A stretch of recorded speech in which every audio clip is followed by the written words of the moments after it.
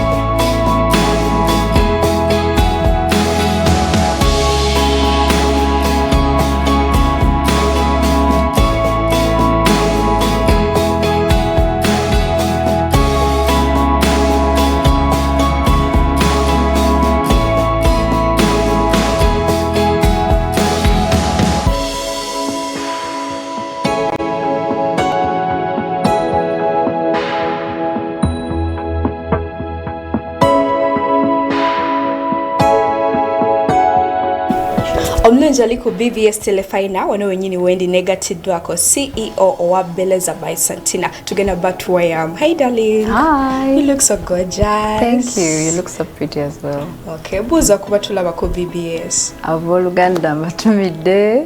Mugenda kunsonyiwa musimanyi Luganda bulungi naye ngenda gezaako. Abatulaba mbatumidde amanya gange bampita Anshemeza SANTINA akampa nze nkola wanengoye. Okay. Kati ate BELEZA livaawo. BELEZA nali ntambuddeeyo emyaka ng'ebiri emabega. So nendaba nga try to giyise BELEZA moda nga nakatandika like in 2022. So nga ndaba it's a very nice name. Na googling like what does fashion mean in all languages in my laptop. Nga ndaba nnyo moda everywhere I go. So nebuuza what does moda mean. So ningenda ku Google. So when nagenda ku Google nebandaga moda then wandaga BELEZA. So nachifunamu it's a Portuguese word that means fashion. Okay. Naye lumu ngenda kukyusa neeyite SANTINA, just fashion. It's the journey I'm going to now make it SANTINA. But it's nice if you get to know what it means and everything. Yes. Kati idea neyo kola ebiteeteeyi evaawa. Steva wala really sasa akule mambo nakula manyi ngenda kubeera fashion designer. Yeah, nali njagala kubeera politician. Osala otya n'ova mu politics n'oyingira mu biteeteeyi? Nali njagala kuba president. Girl boss. Njagala nnyo politics, I like governance. So bye nasoma ku campus byali definitely political. Okay. Naye bwe twamala ne tunoonya emirimu, not of course nga tunoonya emirimu ya office naye neebula, then COVID yatukuba nnyo because na graduating in 2021. Okay. So bwe twamalirizawo COVID neekuba nnyo jobs and they were very scarce. So bwe kyenakola ne ngamba naye nga njagala nnyo engoye. Ate nga buli bwe nyambala olugoye mwangenda mu wedding abantu ngamba wa clients bangi mikwano gyange.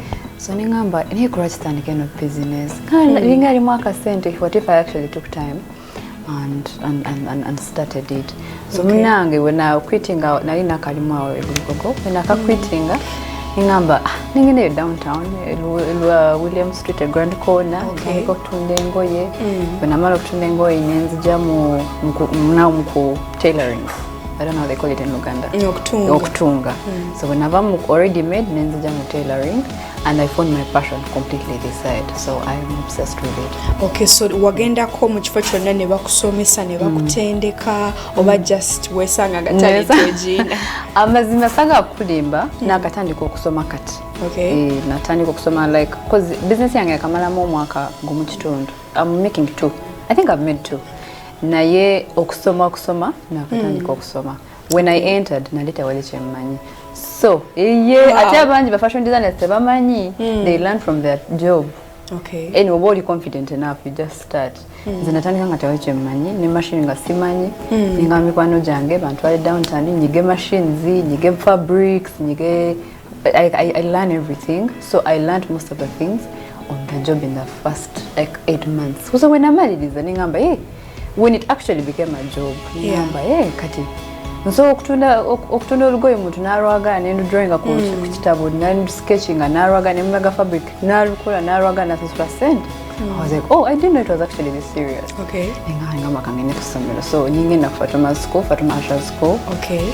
Yeah, because of the job being very hectic, I made a pause of it, but once in a while I call her, I do this, but I'm still learning online. Okay, specifically watogera ko BELEZA by SANTINA. Mu birowoozo bye wandiyagadde omuntu kye kiba kimujjira wayogera ko BELEZA by SANTINA. That's a very good question. Nomani kuracho chingambe ogana katandika okutunga ezinengoye nali nga sina tandika modemu nali nyo ku social media because I have a very big platform on Instagram. Okay. Nayenga like my silhouettes, like my outfits are really like cool. So nganebuza, what do I want SANTINA to be remembered for? Yeah. God forbid I went to another country, God forbid I died. Nga siriwo kyekigendo sigalawo njagala mikwano jange banzijukire kuki okuva ku the jazz and all the what is it. I needed someone to know that I can dress well. Okay. But on the other hand, can I help another person to dress well? So what do I want SANTINA to be remembered? Nga tonayingira ku BELEZA nga tonajja wano okutunga olugoye. Njagala when you see me on Instagram, you don't have an idea who I am.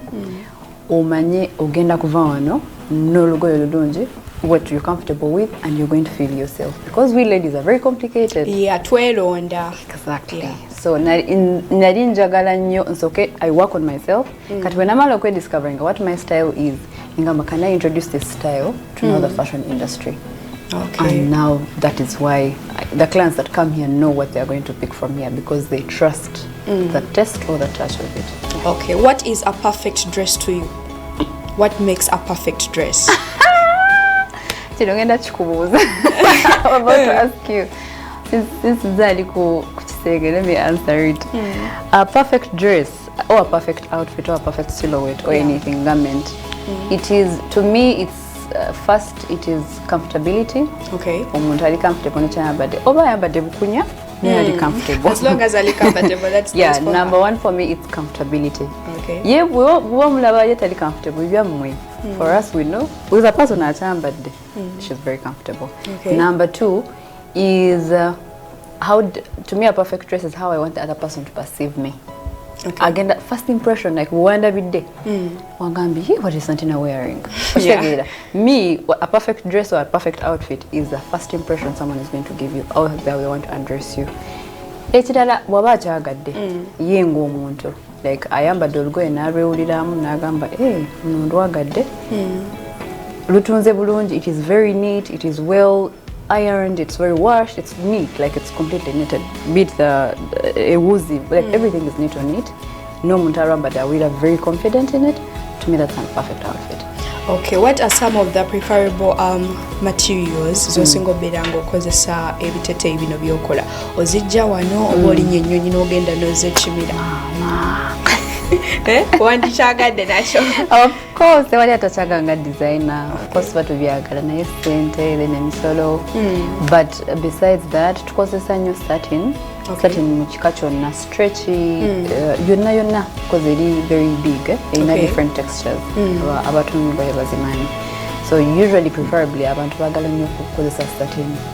Then let's say there's a bridal. Of course, if you get money or sobola or traveling or no, if you don't need to travel, you can get contacts from out and then oh, you travel for it. But if you do not have money, we are very good at here bring fabrics downtown. And they are very good. Boyogerako obutimba obuli bridal bwawukana batya ku buno obutimba obulala abantu bwe bakozesa mu bulamu obwa bulijjo. Because these days abantu bakozesa nnyo obutimba obwo for the dresses, baby shower, biki ne babuteekako nga bungi everywhere. Akatimba akalungi omugole ke yanditadde ku kiteeteeyi kye kalina bbanga material etya? Akatimba ogamba gown, akatimba fabric. Akatimba less, akatimba net. Less. Yeah. But now ask the question again. Like less enungi eya ku bridal dress yandibadde eyawukana etya ku zino endala ze bakozesa ebya baby shower anga party dresses yandibadde yanjawulo ki? Amazima go omuntu atunga engoye osobola okutegeera difference. Okitegeera like by even the nature of the eye you can tell this is a bridal lace omuntu wa guest normal wedding guest tasa jambala. First it's the beadwork on it. It's definitely different. Its touch is different. Its feel is very different. Even its price is different. Kasente kalimuko, you know, wagulumuko. But also jira nojumanya eri bridal like beadwork, the texture, the sequins, the everything that is embroidered in that lace. Also jimanya no manya eno bridal to sa jamba zomuntu wa wedding guest or bridal shower or anything. Also oji eriko difference. Yeah. Awo wenyini nga tuli mukogera ku biteeteeyi bino ebyabagole nandyagadde okumanya what is the most difficult part mu kutunga ekiteeteeyi omuntu kye yandibadde afokasingako nnyo kuba ffe tetubimanyi just genda kulaga design kuba ekiteeteeyi kyenjagala naye gwe nga gwe amaze ebbanga ng'olimu eno industry ekola bino ebiteeteeyi omutunzi yenna ali ku BBS Terefayina yandyagadde afune ekiteeteeyi kiri perfect wasinga weyandisaanye okuteeka essira ng'atunga luno olugoye okusinziira mu kulaba okuko. Okay, weyanditadde essira is some I think I know. The emphasis. Weyanditadde me in my opinion body type. Okay. Yeah, like oyina okwemanya omubiri gwo bwe guli. Kiki ekinyumiramu body hugging efaanana etya mermaid straight round nze sinyumira open my chest is manya abantu ina insecurities nyingi nze kyenanditaddeko essira every client okujja wano nga yeemanyi because nze siri I'm not a magician that I'm going to wake up and make a Kim Kardashian. Absolutely not. Akwe hips is akwe hips is staying hips you can make it easy and wear them. That's easy. But on the other hand, in the body type enyamba because client were jangali confident enough it is very easy to sketch for an outfit for them. Chinyangwira okugamba kati this is going to look good on you. Nagamba yeah, actually yes.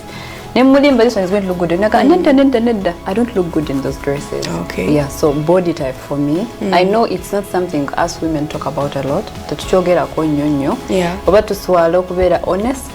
Eri abakazi like banafe, but it is something that I really wish most women knew that I would look very confident in this outfit, and that's very important. Okay, ate wetudda mu kutunga nga ogamba nti emikono obulago ekiwato weewazibwa okutunga wawazibu inze kyendowooza it's the corset area here, the bodice bagita bodice wano osala olugweno luggwa nomuntu nalwambala kino eno skirt it's very easy. What describes an outfit usually it's usually the upper part of the outfit. Kyeba omuntu akugamba the down upper part can do this naye ukungulu kola kano off shoulder half boob area v halter neckline neckline zona nazikuwa naye bw'oba toli mutunzi bulungi that thing is going to mess up the whole outfit. So that's the most difficult part for me. Alright, what are some of the trends zoli mukulaba nti abantu oba balinayo emikolo oba bagenda for parties balina okutunulira in 2025? The trends of wedding gowns. Kati nalabye people no longer like glittering gowns. Really? I love glitter. Me personally, I'm a glitter. I love glitter.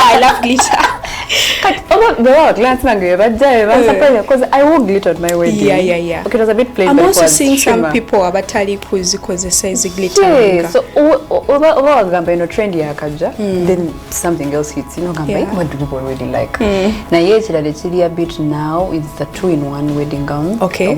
So kwambala skirt, then a man the jamu. Okay. Na takola changing dress to minimize the cost.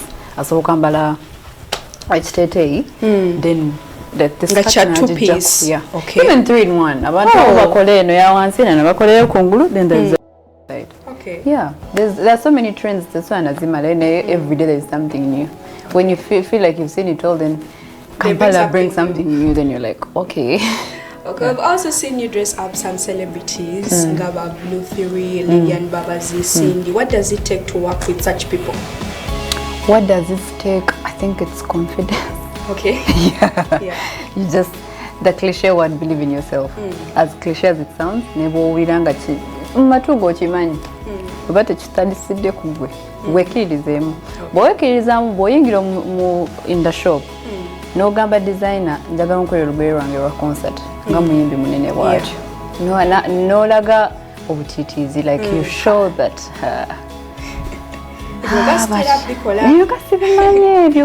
immediately you've cut off the confidence they had in you. So ekisoka niba tokimanyi wekoze. You will do your research after you have stepped out. Limba fake it till you make it. Nze sikola ko celebrity that day.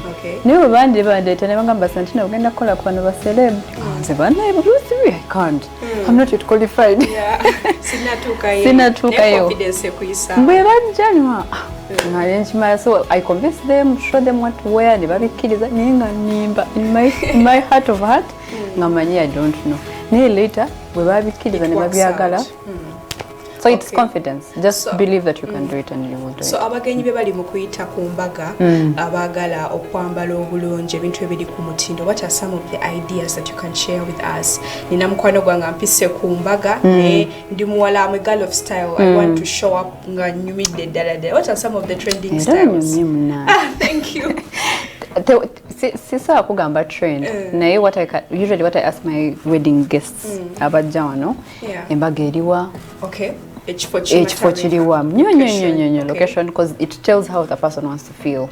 Abantu abaliko bameka. What do you feel like of those people? Banji batono, what's that class? What is it? Are they chill where they don't mind outfits? Or it's just us that will have style, so you have to go all the way out. Then ekirala yeyinga ye ayagala kwe feeling atya katono tutugenda mu trends. Ngata tuna diving mu trends, you have to know the entire package of that function they are going to. When I'm royal dinner ya nabageleka oba do you want to, because there are different functions. It's a wedding, it's so togenda mu bintu byabakungu ngoyambadde nga gena mu club. Exactly. So you know kumanya ekifo the time of function ogambye wedding, me specifically it's a wedding. I want to know how do you want to feel, where is the function. Mikwano gye bagenda kwambala batya beach ojembo yambadde bitasegeera okitegeera egenda kuba munyonyo ku resort ojo yambadde nga agenda ku dinner. You understand? So there after nga tulinya ku Pinterest obanga tukasketchinga olugendo luvaayo. Okay, gasembeera okunzikana njagala okumanya abantu abandyetaze ebiteeteeyi bino ebirungi by'olina ebya BELEZA by SANTINA bakusangawa enamba y'essimu n'amannya g'okwesaawo oyo media pages. Thank you so much BBS. Mwebale nnyo okumpa kukana kakisa oku advertising a business yange ekyali nto naye it is very good. Sagala kweyisaawo. Nsangibwa ku Instagram eri BELEZA by SANTINA or SANTINA. It's tagged SANTINA UG. TikTok edi SANTINA UG. Facebook simanyi gikozesa bulungi naye nkozesa nnyo Instagram ne TikTok. Ne namba zange gye ziri ne personal Instagram yange eriko SANTINA Anshemeza ina ka blue tick. You can still find me there. Location the location eriko Forest Mall Elugogo. Mujje bantu tukakoleko engoye like mujje mu support me abantu. Thank you. Magena kujaba olide. Obulungi ali ku BBS Terefayina tukyali mu program omutindo kansubyenti atoyina choice. Pumulamuko katini atoluvanyuma nkomawo tovako. Omulungi ali ku BBS Terefayina tukyali mu program omutindo era wano wenyini we tugendera mu kanyomero kaffe aka fashion tip. Omulabi waffe owa BBS Terefayina amanya gange nze kwagala Rachel nannyini wa Triple Collection. Twogera ku ngato olunaku olwaleero era ng'olwaleero tugenda kwongera ku ngato ezirina bright colors. Abantu abasinga waliwo abantu abateetannira ngatto zaaka tugeze ng'olugoye lwennyambadde lugoye lwaka naye nga mu closet yo weetaagamu akagatto akastandinga out at least color gye tukolanga color blocking mu fashion kikulu nnyo okubeeramu n'akagatto nga kaaka mu colors zino wammanga maybe gold oba silver oba yellow oba green engatto yonna yonna erina kala ezo kristo osobola okufunamu akagatto akaaka bw'oba oyambadde olugoye oluzikivu engatto eno eba ekuyamba okwasa olugoye lw'oba oyambadde tugeze oyambadde olugoye olwa black waliwo engoye eza brown oyo omukwafu ennyo oba otaddeko akagatto ako kaba kayasa olugoye lwo so owamukwano alaba BBS Terefayina teweerabira kufunayo kagatto mu closet yo nga kalina bright color kajja kuyamba nnyo mu n'engoye zo ez'enjawulo webale kulaba BBS Terefayina. Kulikayo mu fashion tip wano wenyini wetugendera mu kanyomero cafe aka red carpet events and runways. Olunaku olwaleero nkuleetedde Cannes Film Festival 2025 mu France. Katutegere bani ababaddeyo ne bani abasinze okwambala okukyusa abanja ensingo.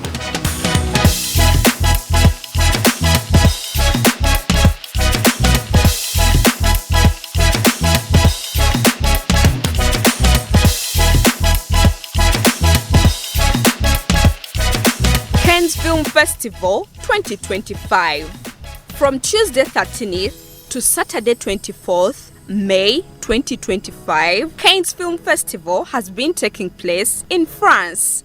Erangeno ye most published event munsi yonna after the Olympic Games.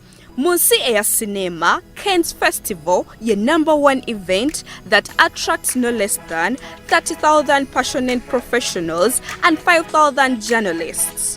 Era nga guno gwe mulundi ogw'ensanvu mu mwenda nga awaadi zino zijja zibeerawo okuva mu 1946. Bano be basinze okwambala ku red carpet eya Cannes Film Festival 2025 mu wiiki eyasoose.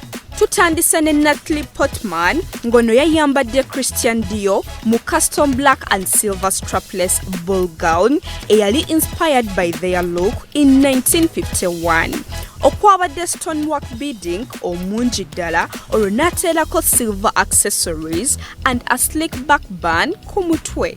The super cute Handy Ashel ngono yayambadde baby pink strapless long dress okwabadde ostrich-like feathers mu kiwato ne wansi. For styling, ono yateereddeko emerald green and gold accessories. What a clean look! Balkis Ahmed shining bright like a diamond mu kiteeteeyi kino ekyakoleddwa Oscar de la Renta okwabadde blue stonework in a strapless ball gown, and for styling ono yayambaliddeko silver accessories ne chin length brown bob. Ariana Greenblatt mu Louis Vuitton yakyusizza emitwe gy'abantu bangi era ng'ekiteeteeyi kye kyabaddemu emerald green silk material serving us rich vibes. Kuno kwabaddeko ensawo ku kiteeteeyi kye ekyamwawudde ku by'abalala. The stunning diva Rilna Shaikh yayambadde custom black beaded structure gown by Elisab eyamulabisizza nga goddess era nga kuno kwabaddeko gloves and silver accessories olwo nakimala ne red lip ku mimwa. The beautiful Elianzong naye yayambadde Elisab mu white serving us angelic vibes era nga kuno kwabaddeko floral detailing in pink, blue and green ebyamulabisizza nga ali so elegant ku mukolo guno. The Muslim fashion icon Rauda Muhammad ono yayambadde